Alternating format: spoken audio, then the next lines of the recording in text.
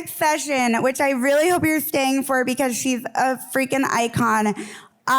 We've got the star of all my Pinterest boards, supermodel, the star of the hottest new Erewhon smoothie, and the founder of Helsa, Elsa Hosk. Please, we're going to talk about, building her clothing line, going from supermodel to entrepreneur. Please welcome to the stage the beautiful, stylish, talented Elsa Hosk.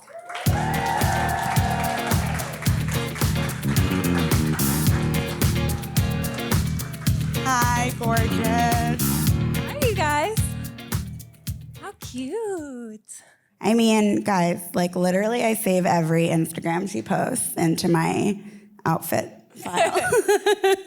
And I'm very lucky to be so good. repping her brand today.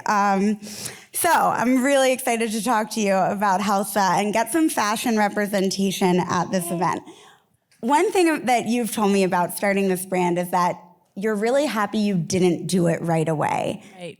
And I think that's so interesting because I think that, people start their careers and there's so much pressure to do things immediately and to figure out your kind of destination. What am I doing with my life? And I need to know it all now. But you've told me and you've said in interviews before that you've benefited from sort of not having done that with Helsa. Why was waiting a good thing? Well, I think, first of all, I was thrown into the career modeling. And that was a detour, I think, from what I was sort of meant to do, because I started growing up loving fashion. I was, making my own clothes at home. My mom was a good kind of hobby seamstress, and my grandma was a knitter. So I was really into fashion from a young age. I would show up to school and homemade blazers and constructing all these crazy things. So I think fashion was always my sort of passion, but I never truly had the confidence to launch anything. And then I was, I had this amazing career as a model, and I'm so grateful for that. And that also taught me so much. I think, I didn't go to business school. I didn't go to design school. But I was, I had this 25 years almost in the fashion industry where I was soaking everything up, knowing that one day I was going to use that knowledge and launch a brand. And I truly did. Every set I was on, I was looking what are the stylists doing? What's the photographer doing? How does this, dress move? How, what fabrics feel good? I was talking to the CEO if I was on set with someone and, just soaking up all that information. And I think that was really crucial for me. And then I also think the other part of waiting is, you kind of hone in on your authenticity, what are you about? If you have a lot of experiences in life, you kind of learn what you're all about. And to launch a brand, I think one of the main things is to be able to stay authentic and just do something that feels truly you. And I think that's really one of the key points to success is that it's, I think we see that in a lot of influencers that launch brands, if it's a quick thing that you just slap your name on, or if it's truly something that you live and breathe every single day. And I think I was able to, in the time in my career, I was able to really hone in on my story, what I was into, and what I really saw myself being able to do every single day. No, I feel even though Helsa is new, having spent the past almost 4 years writing about influencer-founded brands, it's I can see the longevity in it because I hear the passion when you talk about it. A lot of our panels today have spoken about the many different routes to launching a brand, and you took the route of the brand is carried by Revolve and its sister company Forward. Tell me about sort of the pros and cons, the decision to work with a partner. What were those sort of early discussions like, and what have you learned from making that decision? What's the good and the bad of going that route? Yeah, I mean, it's true. There's so many different ways to launch a brand. And there's no real formula what is going to be the success. And I think the most important thing for me was to really look at my value and where can I contribute the most and what am I good at and what am I bad at. So when it came when I had time to finally like sit down and be like, okay, this is my time to launch something. It was COVID. I was, I had my career as a Victoria's Secret angel, and they had decided to like restructure. No big deal. Well, the company was kind of, so I was sort of like, okay, this is my moment, and this is my time to do something. And I had been approached by Revolve, and I was thinking about it, and I'm like, Revolve, I've been working with them a lot, and I thought, it's not really my aesthetic, but I did see the value in them being like, a $1 billion company, and I want my company to be $1 billion one day. So I was like, what can I learn from them? And let me create this deal, first of all. Like, I think you need a foolproof deal. And really sit down with a lawyer and talk to tons of people and hear about their mistakes and what they did and what worked and what didn't. So I made up my dream scenario and I presented it to them. And I said, I want to own 100% of it. And I want to test for 3 years. And just because I didn't go to business school, or I didn't, know how to really do design. I knew how to do drawings, and I knew exactly what I wanted. But I didn't know like the ins and out of it. I didn't know how to like make a brand work. So I've just decided, let me do this 3-year thing where I can just learn as much as possible from them, where they're strong, and I can bring in where they're lacking. I can be the strong one, and in the sense of like how I want the brand to feel, like the collections. And so there's no real formula, but I think a brand partner can be so incredibly valuable as someone that already has like an infrastructure. They already have like connections to factories. They come with, funding that's like so overwhelming to a single person, and they have tons of money, so it's just like an easier route. But it's also, the cons you were asking, I think also is like you have to stay very true to yourself and to your aesthetic, and you have to really fight for that. Yeah. And I think that's something that Revolve has been incredibly, nice to me about. Like, they let me do whatever I want, because I also think it reflects in the sales. Yeah. But when we first launched, it was like a big difference to what they normally would carry, because they're more known for like party aesthetic, and I was like, everything was oversized, everything was like super long sleeves, and like, so I think everyone was a bit nervous, yeah. But then it worked. So I think they also are learning from me, and I'm learning from them. So it's been a really amazing partnership. You were one of the first, because they've obviously created brands with influencers before. You were one of the first to have your brand sold on both, or the first to have your brand sold on both Revolve and Forward, correct? Yeah. Yeah, which was something you wanted, and you were like, this makes sense for me. Yeah, because I shopped at Forward, and I think a lot of my following was probably shopping at Revolve. So I thought it was an interesting. We kind of made that decision together, and it's been interesting to see, because it's selling 50-50 on both sides. So there's definitely like, a broader audience. I think it's such a lesson in like knowing your audience and knowing how to push for what you know, and only you know that your audience. Yeah, because I think we all know our followers. We all know, like, and like take little polls too, like see, how much they're willing to spend on something. Were you polling them on social? I was a little bit, but I was constantly analyzing, and I think like I'm pretty strategic as a person, and I think like all of us, like if you have a following on Instagram, you have a business mind already. So, just really learn your followers and like hone in on what you believe in. Like, for example, when Instagram first started coming around, I was working with VS, and Instagram came, and everybody got on Instagram, and I thought, like, I'm not gonna post bikini photos and like photos of my body every day, because that's not what I was into. So I like thought, if I build a following specific to fashion, and if I post like the things that I love, which is fashion, then I could do something with that one day. And then I've just kind of kept doing that. You've done it, yeah.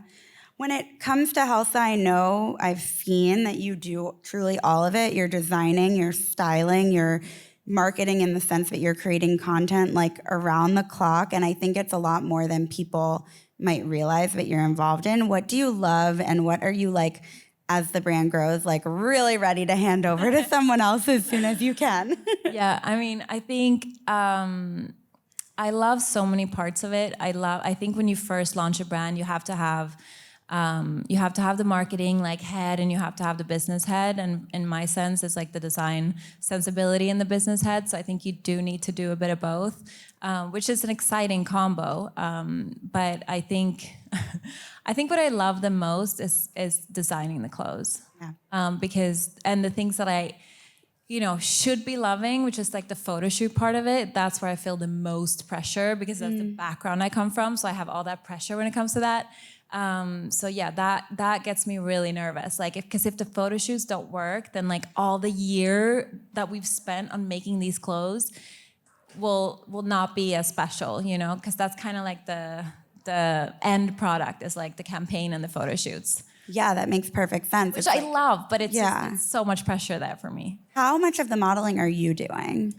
I think I would say 50-50. Yeah, that's what it kind of looks like to me, but at a glance. I'm not the expert But here. I love casting. Love casting. Yeah, I love casting. Like, I wish I wasn't in every shoot. I don't want to be in every shoot. Yeah, for now, maybe you kind of still have to be a little. I mean, it's also fun. I feel like the followers still respond the most to that. Yeah.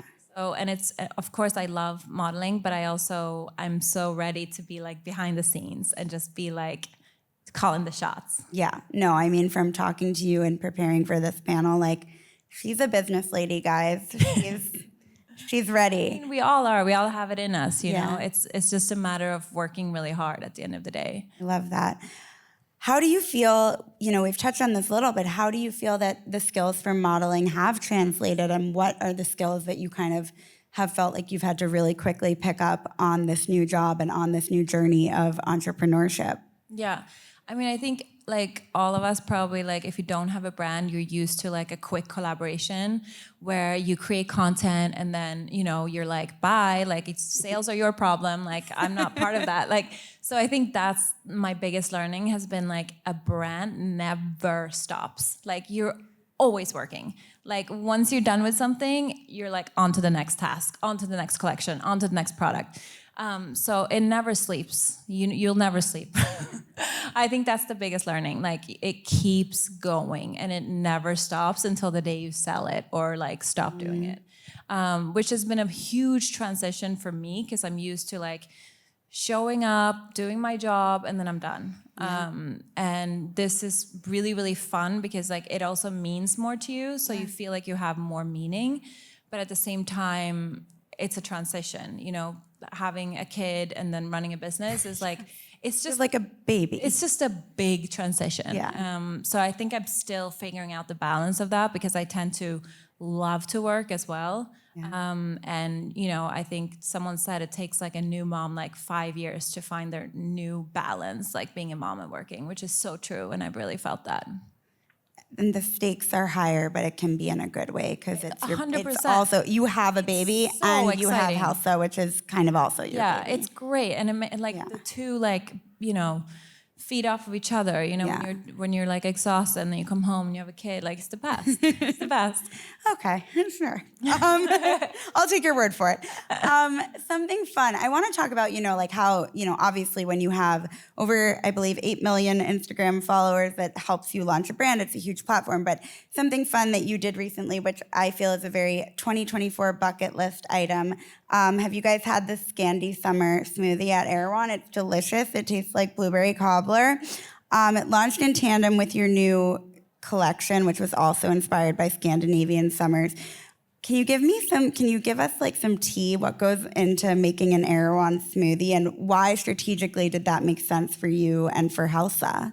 I mean, I thought it was a fun thing. I think Erewhon has like been somewhere where we've been going with Tuli because she loves the smoothie, and she first had the Miranda Kerr smoothie, which was purple, and that's her favorite color. So, I was like, oh, it'd be fun to one day like create a smoothie for her that was purple. So that was kind of like where I first started. And then I was like, the collection came out at the same time. So we thought, let's make it purple, blue, and white, which was the colors of the collection, and then call it Scandi Summer. And it was like going back to the story of picking blueberries as a child, like in the forest of the islands where I spent my summers. So it was a little bit like a combination of all those things, but it was really fun, and Tuli loved it.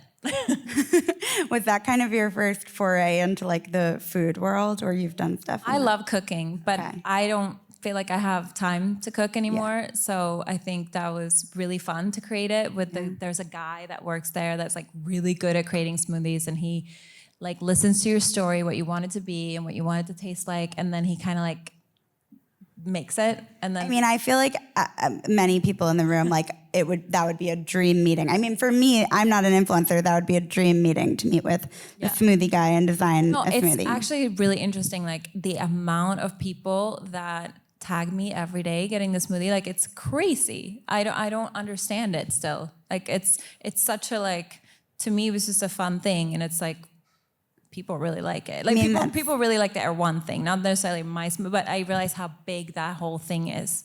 I sat outside for a couple minutes the other day and just watched people exit and photograph their smoothies. Yes. It was like anthropological. It's insane. It was like amazing. The Hailey Bieber smoothie, like every time I go to Erewhon, there's like trace of it. Yes. It's like insane. Trace. Yeah. How did you guys sort of tie that back to Helsa in your social content? How did you market the smoothie? Well, I just picked it up. I wore my Helsa collection and I was matching the smoothie, and it was cute. It was cute. Yeah. Yeah. She wore a really cool outfit. It's like it's like the boxer pants trend, but then it has like you want to tell them about the outfit? It's like a striped poplin blue striped bra with the oversized blue striped shirt. And that's kind of what I was thinking when I was creating it. I'm like, I'm gonna wear this outfit, I'm gonna take the smoothie, like, yeah. Because you're always planning the content for the brand. You are like the brand's social media manager. Yes, I do it all. Yeah. Tell us a little bit. Forever, but tell us a little bit about that, like maybe unexpected role of fully creating all the content for Helsa. Yeah, I mean, content. How do you feel about that? Yeah. I think content is like the last thing I think about, because there's so much else you have to do in order to get the product out there. But of course, the content sells the product, so it's also a really important part. But it becomes almost like I'm too busy, so it becomes an afterthought. I'm not planned when it comes to my content. I'm very much like on the go, but I think that's become also my style, that it's not like, overly planned or overly like a concept. Like it's very much just like, here's me in my outfit. And I think that's what people probably like when it comes to my content. But everyone's different and everyone has their own vibe and their own followers to, respond to. And so I think that's just how it works in my life. So that's what I keep doing. Do you share pretty much every day, like what you're wearing? No, to be honest, I'm going to tell you how I do it. Yeah. I will, because I'm too busy and I don't want to get dressed up every day, I just plan like 15 looks and then I shoot everything in one day and then I just space it out on Instagram. Yeah. And I try and make it look like it's a different day, basically. Yeah. But I think that's just the only way I can get through life and like do Helsa and have a child and, do my modeling jobs. Like I think that's the only way it can work for me. Because like I definitely don't look cute every day and I don't want to. Thank you for the realness. Thank you. Me neither. I work from home. Yes, exactly. I know I'm not going to make you tell everyone like your life story, but it really blew my mind, like learning about the fact that you actually had background in design and know how to draw. Like, you want to share just like a little bit of background on that? Because I think again, like there can be this expectation that these brands just get someone like you, your name slapped on it, but like you're doing the work. Well, thank you so much. I learned how to sew and draw. Like it was just my interest as a kid. Like I loved sketching and drawing. It was like all I was doing. And I think I also like the fashion thing was probably because I felt like not the greatest, like going through puberty, like being 12, 13. Fashion was just a way for me to feel like myself and like have my own little interest and show the world who I was and almost like a protection. And I think that's how I see Helsa now too. Like I want girls to feel comfortable and cool and like have their own identity and, just be comfortable. Yeah. But yeah, I do the sketches. I'm there every step of the way, like picking the buttons, the stitches, all the fittings. And I think there's no other way to do it. Like in my head, like anytime I do a collab or especially this is my brand, this is me. Like Helsa is like a diary of my life. It's like every little drop we do is I would say it's like a chapter in my life and the things that I'm into and the woman that inspires me and everything that I believe in is like part of the drops. But yeah. I think we have time for about 2 more questions. So one thing I'm wondering, like if you guys, I don't know if you guys have, seen the brand on Revolve, but there's a lot of stuff that's sold out. So the brand is doing quite well. Why do you think it's resonating so well with your fans and maybe even people thank you, on Revolve and Forward who maybe don't even know it's your brand and just are really liking the clothes and the aesthetic? Why do you think it's such a hit?